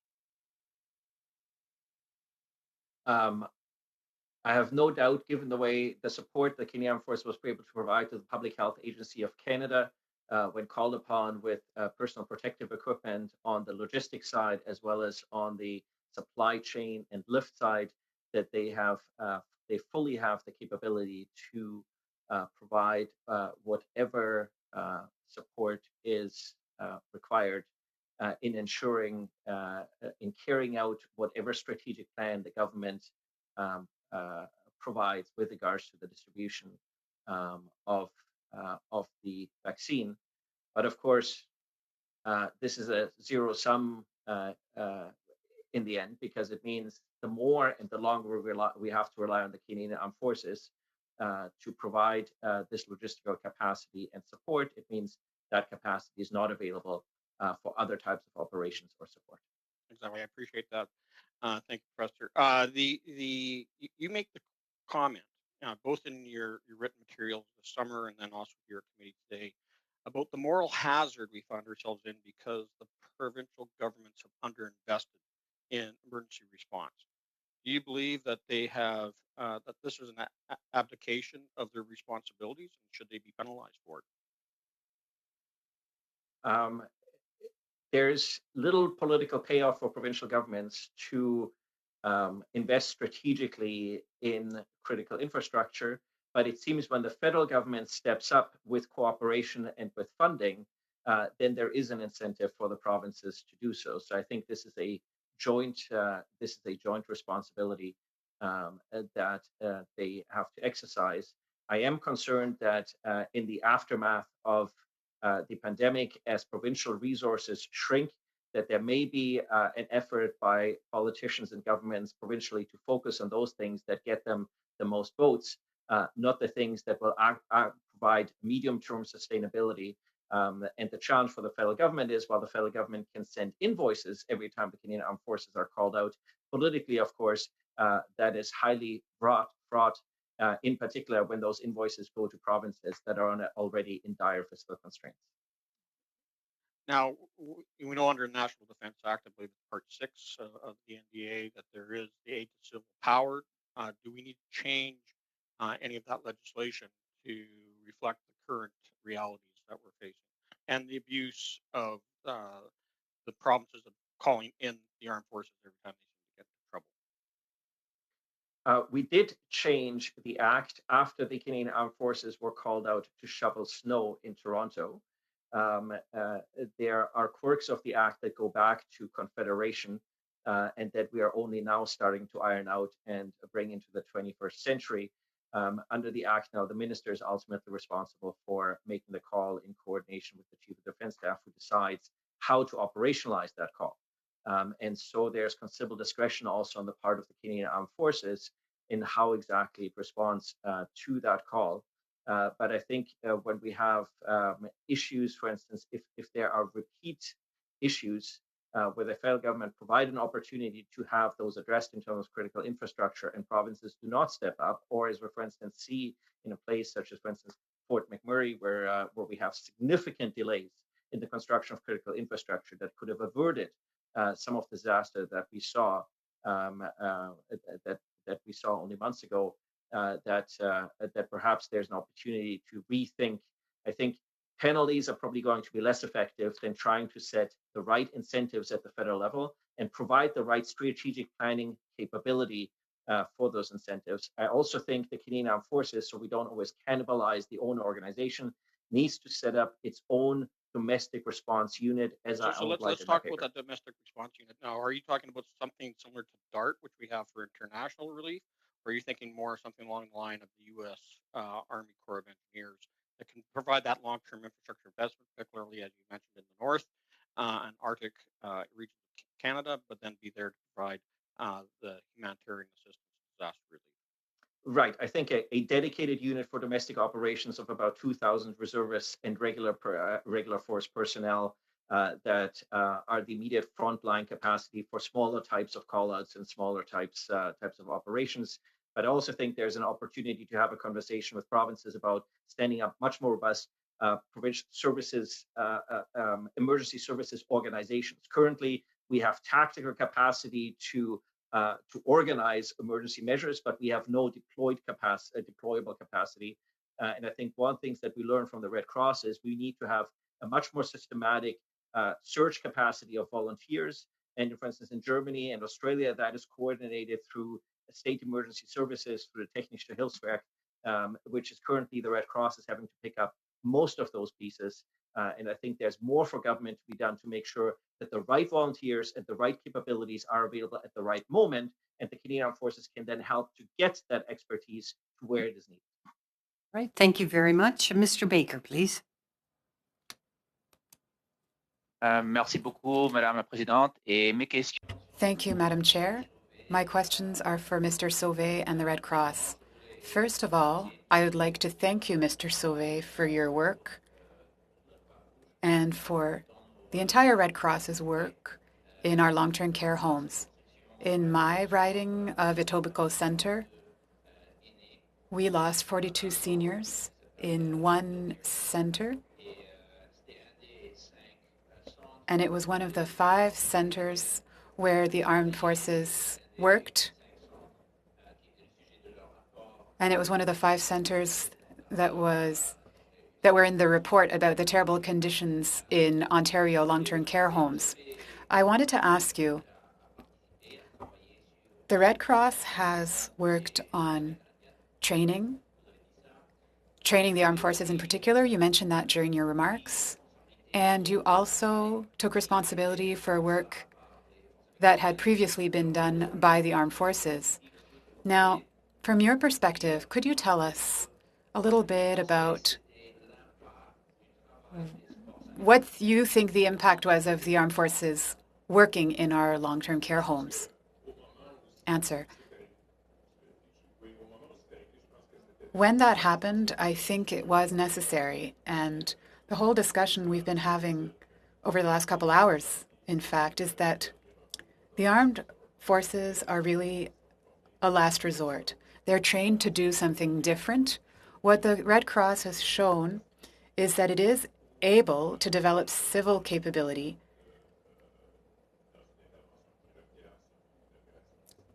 when civil resources are required.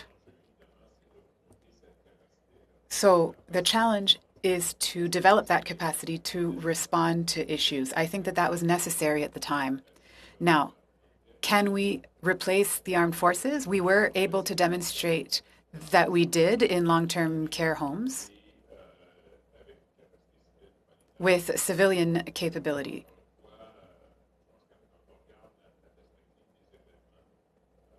So when you look at it from a climate perspective or from a COVID perspective, COVID was exceptional. And you have to really analyze impacts and decide how systems can be improved. But I would tell you that we've been working for years with the provinces to improve emergency response. So it was just one further step in that direction, and we were there in a more permanent and reinforced capacity in order to perhaps avoid having to call upon the armed forces. Thank you. I understand, and I do agree. You have demonstrated, the Red Cross has demonstrated its ability to step in many different dimensions. But for the people in my riding who might be watching us right now, I think it would be interesting for them to hear from your perspective, because you know what's going on in those long-term care homes, and you have a much more fulsome understanding of that than most of us. Could you maybe tell us the story? What do you think the impact was of having the armed forces there for our elders? I'm asking the question so that the people in my riding understand the impact, and we only have about a minute, but could you tell us also what your impact was? So tell us about the armed forces and the Red Cross. How did you both care for our seniors? Well, I'd start by answering that I can't really comment on behalf of the armed forces, but I certainly can talk for the Red Cross. What we saw in long-term care homes is that there were many staff members infected and residents infected at the same time. The vicious circle is that you lose staff, you lose the capacity to serve the seniors, and that creates gaps in the whole service chain. And what we contribute is support in order to regain confidence and control, and we provide additional staff during that period.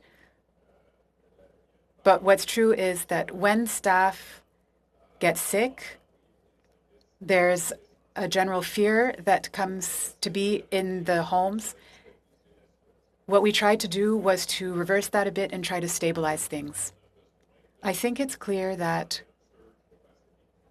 for the future, we need surge capacity for different emergency situations. So how do we have the capacity to be on the ground quickly?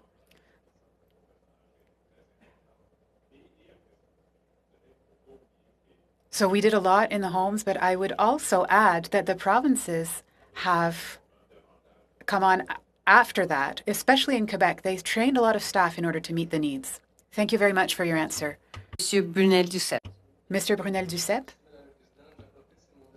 This is my last round. I'd like to thank all the witnesses for coming today. Your answers were extremely interesting. My last question is for Mr. Abdullah.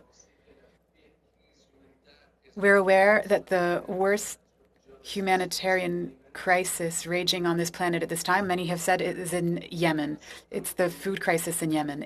Last September, Canada was designated by UN investigators as one of the countries that is feeding that war in Yemen, that is contributing to it.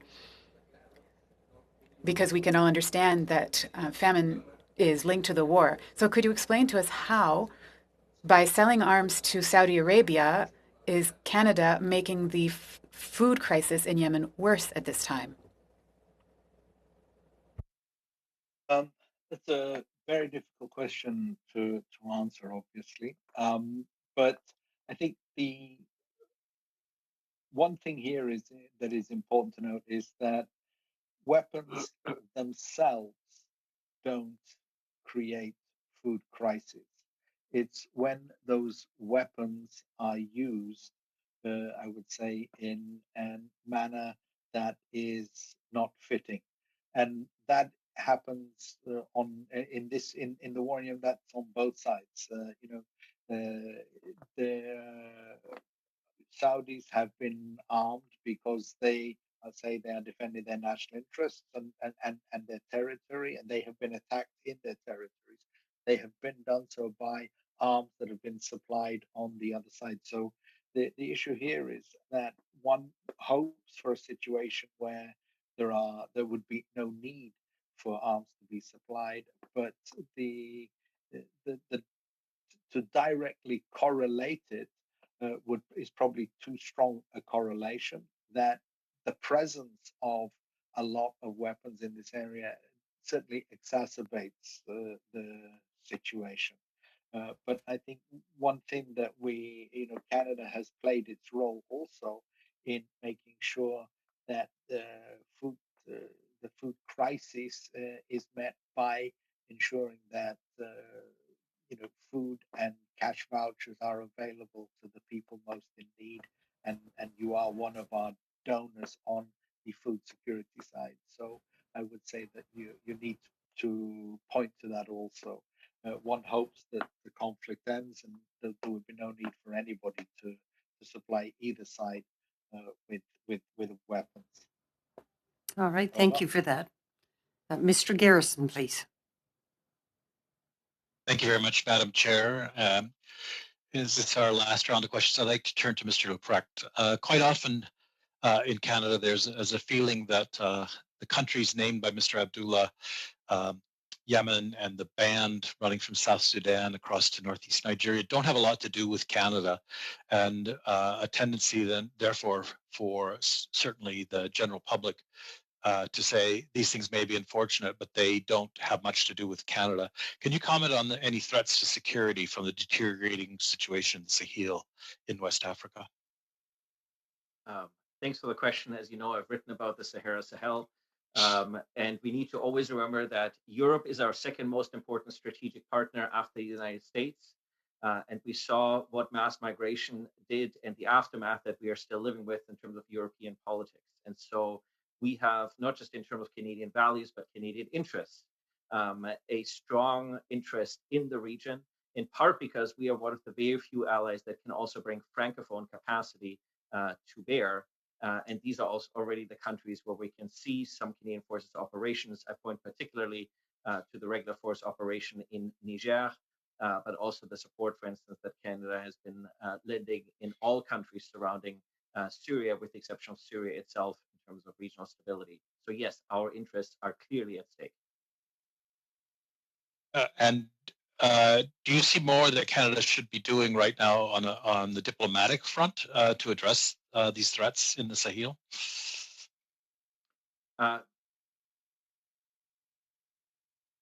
There's probably more that we can do in terms of coordination, because the challenge with diplomacy is always we have very little capacity on the ground and a lot of work to be done. And so part of this is how do we resource not just our Canadian Armed Forces, but generally our international affairs, our international development, our international trade functions, so that we can better assert our interests. And given that resources are limited, there's probably considerable opportunity for synergies, both with other allied and partner countries, as well as with member organizations to build capacity in order to try to have a sustainable path forward for a region that is going to bedevil us for decades to come. Great. Madam Chair, with that, I'll conclude my questions. Thank you very much to the witnesses. Point of order, Madam Chair. Go ahead, Mr. Bazan. Just wanted to raise the issue that this meeting, we had technical difficulties at the beginning again. We started 15 minutes late. I'd ask that in the future that we make sure that all our witnesses are well informed that they need to have proper working microphones and that we have them online early enough so that all these problems are worked out before the meeting is supposed to start at the top of the hour. Secondly, notice of this meeting was given over the weekend. We received it on Saturday. The briefing notes, I think, came out on Friday evening. Passwords and stuff not until last night. That isn't enough time for us as members to prepare, especially over a weekend when our staff are off, to pull together our own research papers and wanting to make sure that we are asking the best possible questions on this important study. So I'd ask you, Madam Chair, to ensure that proper notice is given in plenty of time so that we can have our staff available to us to help us prepare for these meetings on Monday mornings in particular, but that should be the practice at all times. Thank you, Mr. Bazan. And Mr. Bagnall. Oh, you're on mute, Mr. Bagnall. Sorry. Yes, sorry. Just related to that, I'm wondering if it's possible for the Library of Parliament to consider that if we have a briefing like we have for these meetings, the meetings are all on the same topic roughly, and a lot of the briefing is the same. The briefing paper is the same. If there's a way of identifying what's new in it, either by putting it in italics or a different color or something, just so that each time we don't have to look through the whole paper to see what's new from what we got briefed on from the first meeting on a particular topic. All right. Thank you very much for that intervention, both Mr. Bazan and Mr. Bagnall. Right now, we're Mr. Bazan. You've got your last 5 minutes. If you want to share it with one of your colleagues, you feel free to do so. Thank you. Okay, Madam Chair, I didn't realize that we're extending, so I'm more than happy to ask a few more questions. First questions, I want to just ask quickly to the Red Cross. You know how when the Canadian Armed Forces were deployed into long-term care facilities in Ontario, Quebec, they provided a report of what they saw. Will the Red Cross be providing a similar type of report on the care that they're giving right now in other provinces? We have provided a report on any incident we witness directly to the health and social service authorities, actually, of the province in real time. So I think we will provide a report more largely, actually, in terms of our findings in the report and the surge and the lessons learned from this. Will that report be made public? Yeah, we'll make our report public on that aspect. Absolutely. Okay, thank you very much. And you kind of already talked about transition, and we know that you work very closely with Canadian Armed Forces already. Will the Red Cross be playing any role, to your knowledge, in vaccine distribution across the country?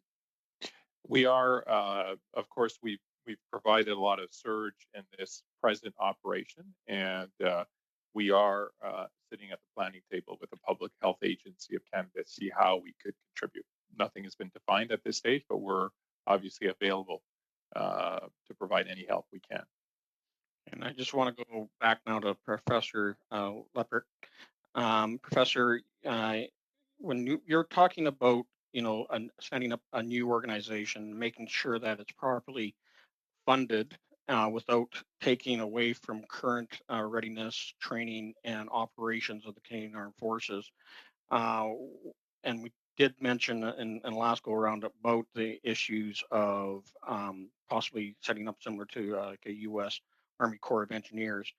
Can you just drill down more on what you expect this organization to look like? Would it be Army? And you're saying it's combination reserve and Reg Force. And ultimately, you did mention the whole issue of costs versus trade-offs with other areas of the Canadian Armed Forces. Where does the cost come from, and what does it trade off from other capabilities of the Armed Forces?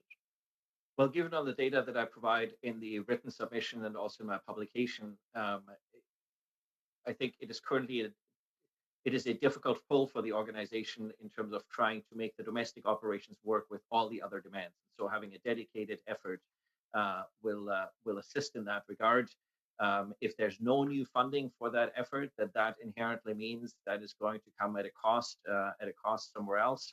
But it also provides then some opportunity to use that capacity for other types of operations that are domestic operations, such as being able to improve the conditions of First Nations, which is my suggestion. I think this can be a positive sum game for all involved. But I think the federal government needs to step up also in its own emergency planning and operations capacity on the civilian side. That was hampered here in terms of how the federal emergency response plan was rolled out, in terms of coordinating, being able to make sure that agencies such as the Public Health Agency of Canada have better logistical capacity, and to ensure that the provinces are able to provide the sort of surge capacity themselves that the federal government was ultimately called upon, both in terms of uniforms as well as in terms of the Red Cross. Would you suggest then, Professor, that the disaster rapid relief team that we have through DART, would that disaster assistance team be also then set up under this new group, and then you'd have an international and a domestic arm within this new organization? The DART is essentially a team of, if I'm correct, about 3 people who work full-time on the DART and an ability to pull about 200 people on very short notice from across the organization. What I'm proposing is a dedicated entity within the Canadian Armed Forces of about 2,000 people who work specifically on these issues, because I think the demands are now so regular and so expansive that we need to build that capacity internally. So we also have better ability to anticipate precisely the sort of demands that might be coming in terms of being able to plan for, because nobody, I think, had really anticipated that the Canadian Armed Forces would have to go into long-term care homes. They were, of course, prepared, they were educated, they were trained, but it means that there's better planning opportunities. And if that unit can plan for it, it can mean it can flag to the federal government where potential problems might be, so the federal government can coordinate with the provinces to try to avert those problems before they actually come to the point where we, in the future, have to deploy Canadian Armed Forces surge capacity and work more proactively with the Red Cross from the beginning, rather than having to wait a couple of months until the Red Cross could effectively backfill for the Canadian Armed Forces with the requisite capabilities. And if it wasn't for the Canadian Red Cross backfilling in June, perhaps the Canadian Armed Forces would have even had to stay much longer. So it is thanks to the Red Cross that this was returned to civilian operation in the timeliness that it was. And I share that gratitude as well with, for all the work the Red Cross has done in backstopping the Canadian Armed Forces. Thank you, Madam Chair. No, thank you very much. Madame Van... Did I hear? Point of order. Yes, Madame Gallant. Yes, thank you. I actually had my hand raised when Mr. Bazan was speaking to his point of order. And my request is that as soon as it is known that a witness cannot attend for the meeting, please advise all the committee members as to the change and anyone who may be coming in instead of the witness who was unavailable. Thank you. All right. Thank you very much. We'll take that. Madame Vandenbelt. Thank you very much. I want to thank you, Madam Chair, for making sure we complete the round, but I know we're short on time, so I just have one small question. I do also want to thank all the witnesses for being very informative, and I think you've covered almost all of the topics, but the one piece that we haven't addressed today is, and this is to the Red Cross, to just tell us a little bit more about the collaboration with the Canadian Armed Forces in Operation Globe on the repatriation effort and the efforts at Trenton when we brought so many Canadians home at the beginning of this pandemic. Thank you. I think this is this is this is not the first time we did something similar. I think you have to put it in context. I mean, I've been at the Red Cross for some time now. You have to remember when we brought 5,000 Kosovar refugees some time ago. They were housed on a military base, and we managed the services, the care there. We worked with the Canadian Armed Forces when we had a lot of people crossing the border in Quebec, and a camp was set up. The military set up the logistics around the camp. We managed the services there. That's the type of complementary structure. So the same thing here. We deployed and took care of the people that were housed on the base in terms of everything they needed, the feeding, and so on and so forth. And we expanded that after that to do it. Anybody arriving in an airport that did not have a place to go to in order to that was subject to quarantine, we had a structure to put that in place. So this is the type of, I think the whole conversation here is again looking at what's specific to the military in terms of their capability and what can be delivered by civilian capacity and where we're complementary. If I may add, because there was a question as well, if I may, just on the mobile stuff, I have to remind it as well, because we're mentioning the DART, the Red Cross has 3 field hospitals as well as 10 mobile clinics. So again, on the civilian side, we have logistical and operational capability that can be put to use. Thank you very much, Madam Chair. All right, thank you. So we're coming to an end here. I would just like to say thank you to all of our witnesses and thank you to our committee members. I think that was just an amazing session with the witnesses and the questions from the team. And I would like to thank you for sharing your time with us today. And with that, this meeting is adjourned. Thank you.